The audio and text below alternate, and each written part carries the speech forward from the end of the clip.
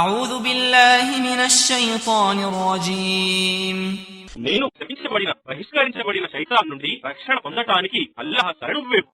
ولئن سألتهم من خلق السماوات والأرض وسخر الشمس والقمر ليقولن الله فأنى يؤفكون.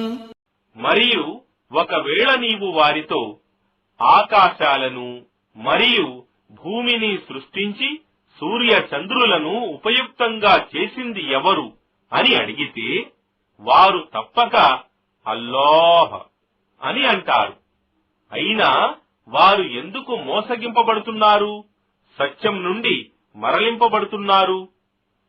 الله يبسط الرزق لمن يشاء من عباده ويقدر له إن الله بكل شيء عليم.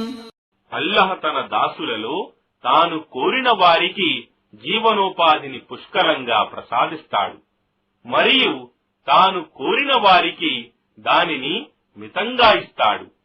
నిశ్చయంగా అల్లాహకు ప్రతి దానిని గురించి బాగా తెలుసు. ولئن سألتهم من نزل من السماء ماء فأحيا به الأرض من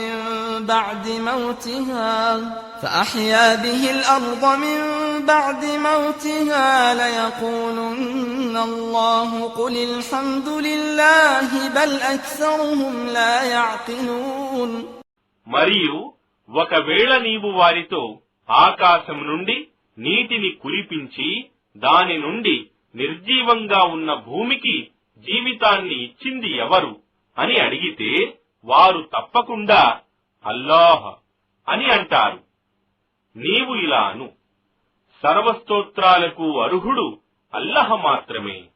కాని చాలా మంది అర్థం చేసుకోలేరు.